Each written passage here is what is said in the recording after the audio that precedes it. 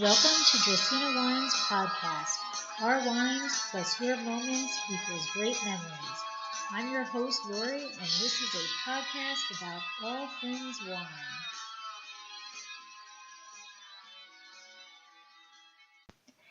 Hey everyone, thanks for listening to atdracaenawines podcast. On this episode, we are getting down and dirty in the vineyard. Yeah, relax, it's not what you're thinking though. We are actually shedding a little light on the science behind making wine. I'm sure you've heard the saying, great wines are made in the vineyard. Well, it is absolutely true. Enjoy as I discuss a grapevine's annual growth cycle, the importance of rootstock and site selection.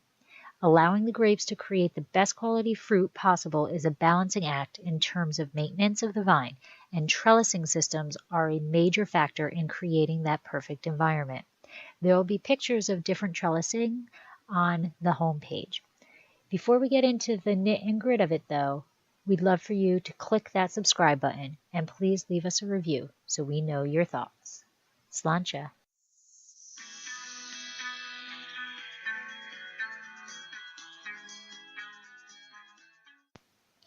All right. So how many of you guys are actually going to admit that you tuned into this podcast solely because you had a little bit of that 50 Shades of Grey thought process going on in your brain? Well, I'm sorry to disappoint, but I hope you continue to listen. We are not talking that type of down and dirty. We are really talking about the dirt, about the soil, about the vines that are in a vineyard that are producing the best quality wines so that you can enjoy a glass or a few at home or out with friends. So how many people have been in a vineyard? I'm kind of guessing that the majority of you have. If you haven't, go someplace, check out a vineyard. It is a beautiful place to be. But what I'm really getting at is even those of you who have been in a vineyard, I'm sure you bent down, you looked at the fruit, you paid attention to the nice fruit that's there, and you said, I'm going to take a picture. You looked at the sun, you looked at all this, and you took your fantastic photo of a grape bunch. But did you look at the vines? I'm sure that there's the picture of a leaf. Take a look at the entire vineyard, the entire vine. It is magical. The science that goes behind it, the chemistry, biology, everything, the microclimate, everything that goes into making that vine be able to produce the best fruit possible is incredible. So we're going to start off with the annual growth cycle. Now, grapevines are actually deciduous plants. So what deciduous means is that they lose their vines. So we have evergreens. So if you think of a pine tree, the needles are really small and they never lose them in the cold weather. So deciduous means that the leaves are lost during a cold season or during a portion of the life cycle. They can live for hundreds of years following the same annual growth cycle. And we know that, right? We talk about old vine zin. Well, although there's not really a true classification for what makes something old vine, one of the best stories I've ever heard was from a winemaker that Mike and I visited way back when we first got into wine. And he had an old vine zin, and his statement was, old vine. I planted this vine on this side of the road one day before I planted this vine. So that side of the road is my old vine zin. It's hysterical, right? There really is no classification. So in the terms of winemaking, the cycle involves 7 different stages. Each stage plays a critical step in the development of the grapes. The stages are bud burst, flower cluster initiation, flowering, fruit set, berry development, harvest, and dormancy. Now, one of the most important aspects of growing a healthy vine is the rootstock. So prior to the mid-1800s, European vinifera were planted on their own roots. Unfortunately, phylloxera was introduced to the vineyards when American varieties were imported, which resulted in mass destruction. So if you don't know what phylloxera is, it's a nice little itty-bitty bug that lives on the roots, and it actually feeds on it, and over time it's going to destroy the vine. Those American varieties that evolved in the presence of phylloxera became tolerant to the insects feeding on them and allowed them to become immune to their damage. While native varieties can be grown successfully on their own roots, Vitis vinifera and many hybrid varieties need to be grafted. Grafted rootstocks can also be used to combat other soil-borne pests, such as nematodes, which are little worms. They can become more tolerant to drought, pH, salinity levels in soils, along with poorly drained soils. The rootstock also affects the vine growth, yield, fruit quality, and ultimately the wine quality. So what grafting is they're going to take a rootstock that is not susceptible to phylloxera, and they're going to put a different vine on top of it. So we can put Pinot Noir on a rootstock, and there's different rootstocks, and there's different vines or different clones, and we can put them together, and depending on what we do, mixing and matching, you can get different quality wines. Above all else, the vineyard site selection is, in my opinion, the most important decision a grape grower can make. Since it takes several years for a vine to develop into an established vineyard that produces fruit, a poor decision where to plant can be a major financial disaster. Most grapevines can grow in a variety of places, but different varieties definitely strive in different climates.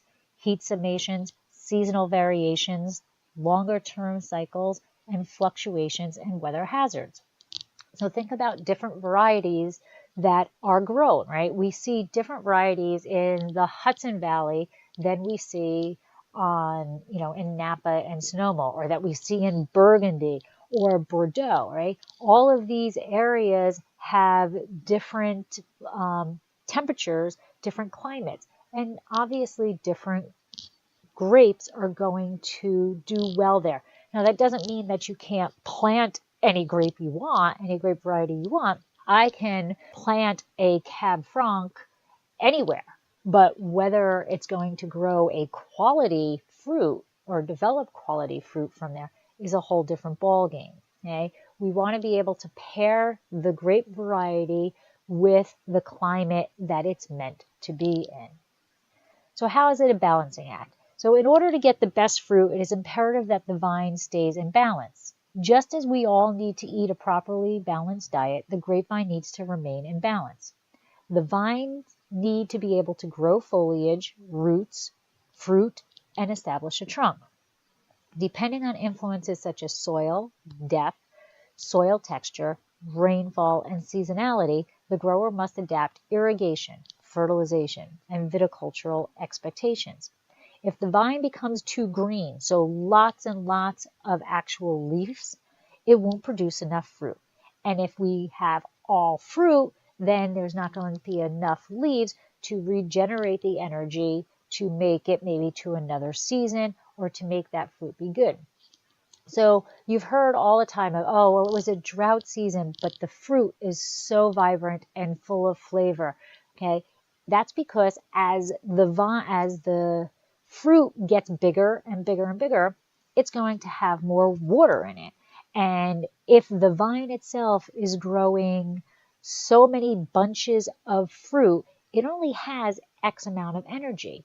So if I have 50 bunches on a specific vine, just for a number, 50 bunches on a specific vine, the energy has to be divided out among all of those bunches. Whereas if I have 10 bunches on that same vine, length, now the energy gets put into those 10 vines more than being able to spread it across the 50.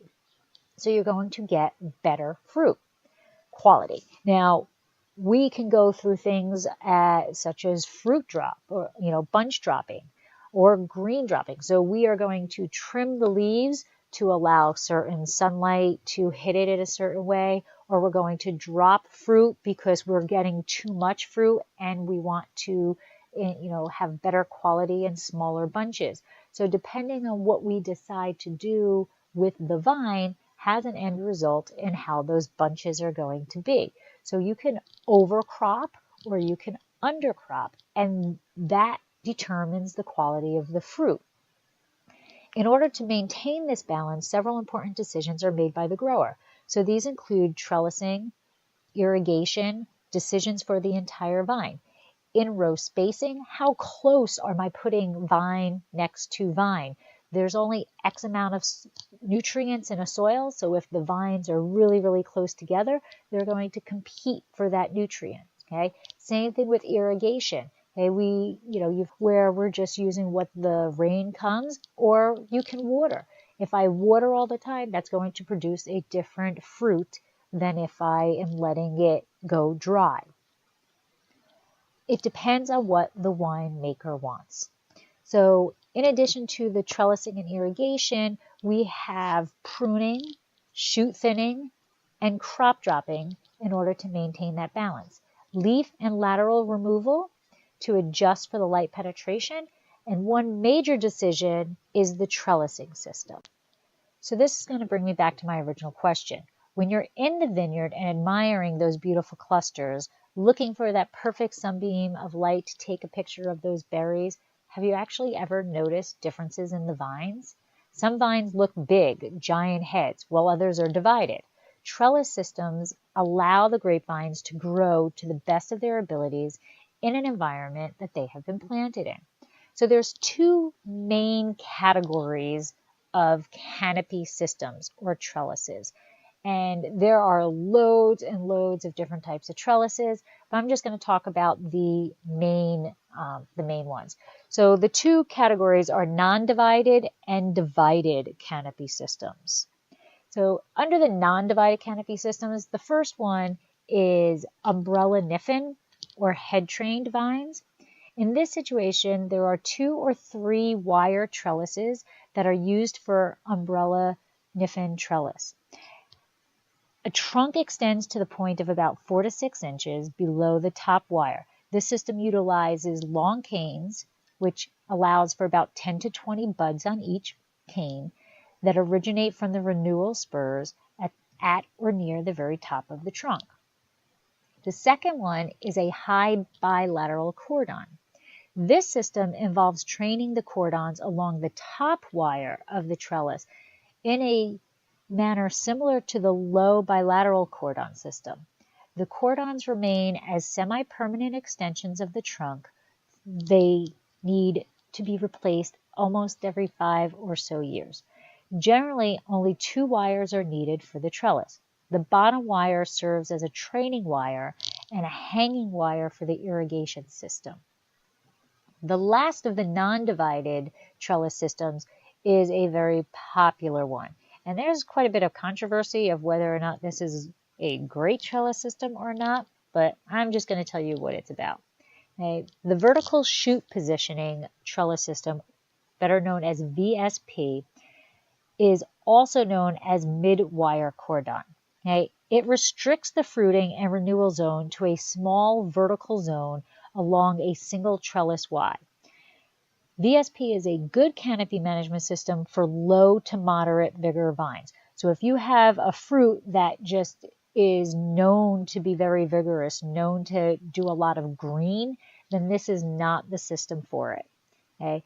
It is very common in cool climate viticulture regions of the world where it is used to invigorate shoots and ensure that buds and fruit are adequately exposed to sunlight. If the VSP system is used for high vigor vines, then the canopy may be too dense and leaf removal needs to be done on a regular basis to improve the bunch exposure and reduce disease and incidence. Now, the other type of canopy systems is a divided canopy system. And the first one is a Geneva double curtain, which is also known as the GDC. It divides the canopy horizontally into 2 parallel hanging curtains with the fruiting zone positioned at the top of the canopy. The system is normally cordon trained, spur pruned to enable a greater bud count on high capacity vines. It requires a 3-wire trellis using 2 horizontal cordon support wires attached to the end of a 4-foot cross arm at or near the top of the trellis post, and a lower single trunk support wire. Next is the U-shaped or lyre system, and this system is horizontally divided trellis system adapted to upright growing varieties for medium to high yield vineyards. This system consists of a short trunk bunching into bilateral cordons that diverge laterally and then bend along a parallel cordon wires. The bearing wood consists of equidistant positioned spurs. Okay, so next up is the Scott-Henry system. Okay, the Scott-Henry system was designed to improve grape yields and quality in a higher capacity, cool climate site. The basic strategy of the Scott-Henry training system is vertical canopy division with shoots being trained upward and downward. The canopy division allows the use of a relatively large number of shoots per vine to achieve the vine balance. It is similar to the Smart Dyson system, which I'm going to discuss now. So the Smart Dyson system is similar to the Scott-Henry system where curtains are vertically divided, but instead of shoots originating from the same cordon or fruiting zone, unlike the Scott-Henry system, the Smart Dyson is cordon pruned. If you want to delve a little deeper into actual trellis systems, then I suggest grabbing the book that I used as the source for this information, and it is known as the Grape Grower's Handbook, a guide to viticulture for wine production. So there you have it, a very brief overview of all of the vine balance that goes on to give you the grapefruit. So as E.L. James wrote, men aren't really complicated, Anna, honey. They are very simple, literal creatures. They usually mean what they say, and we spend hours trying to analyze what they've said, when really it's obvious. If I were you, I'd take them literally. That might help. This same quote can be translated to the grapevine. The vine tells us what it needs. It shows us if it needs more sun, more water, less leaves, or even less fruit. All we need to do is listen, observe, and it becomes rather obvious. All we need to do is get down and dirty in the vineyard.